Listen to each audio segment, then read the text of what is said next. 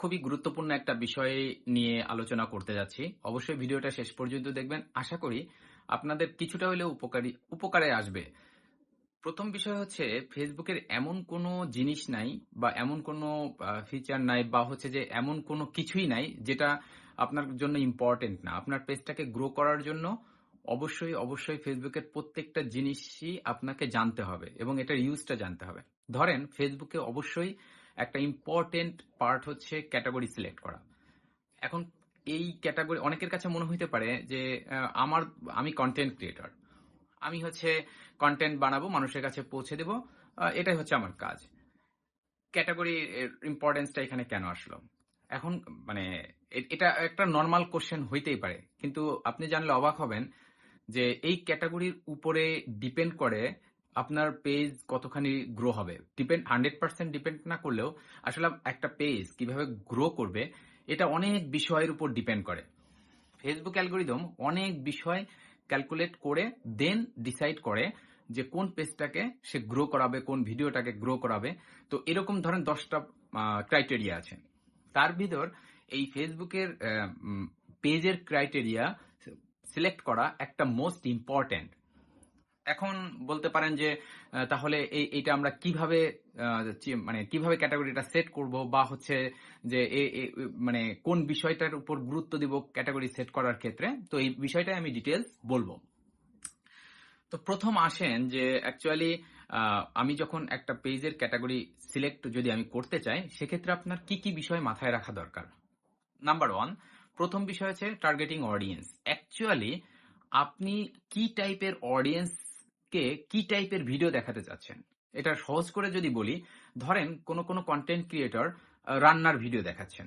তার মানে হচ্ছে সে রান্নাটাকে হাইলাইট করতেছে আরকি। আবার কোন কনটেন্ট ক্রিয়েটর দেখা যাচ্ছে যে আ ট্রাভেল এর ভিডিও করতেছে। তার মানে হচ্ছে সে ট্রাভেল যারা পছন্দ করে তাদের জন্য এই ভিডিওটা বানাচ্ছে আরকি। তার মানে হচ্ছে যে বিভিন্ন টাইপের কনটেন্ট ক্রিয়েটর বিভিন্ন টাইপের ভিডিও বানিয়ে থাকেন। আর এ কারণেই Facebook এই ক্যাটেগরি অপশনটা নিয়ে আসছেন। এখন এটার কার্যকারিতা অনেক বেশি।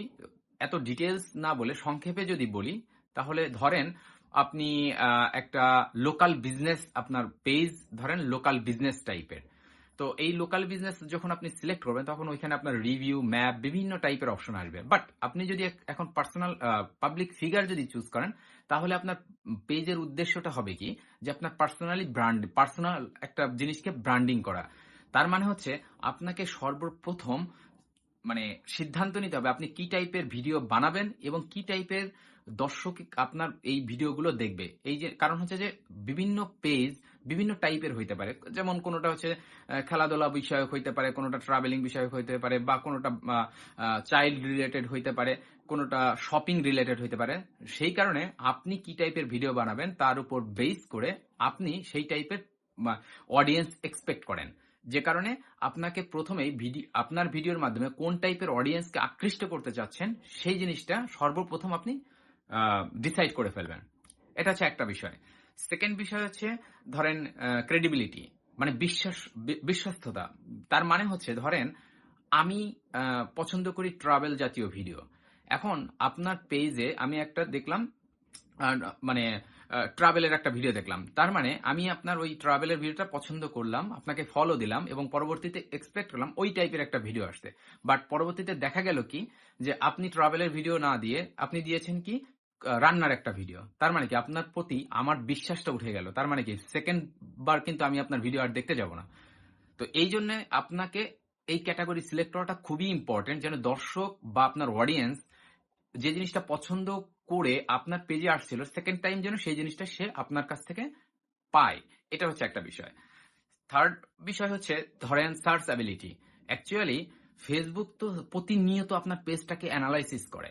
ধরেন আপনি কন্টিনিউ ১০ দিন ধরে একই টাইপের ভিডিও দিলেন। তার মানে কি পরবর্তীতে কেউ যদি ওই রিলেটেড কোনো কিছু সার্চ দেয় ফেসবুকে সার্চ বারে আপনার পেজটাকে যেন সে রিকমেন্ড করে।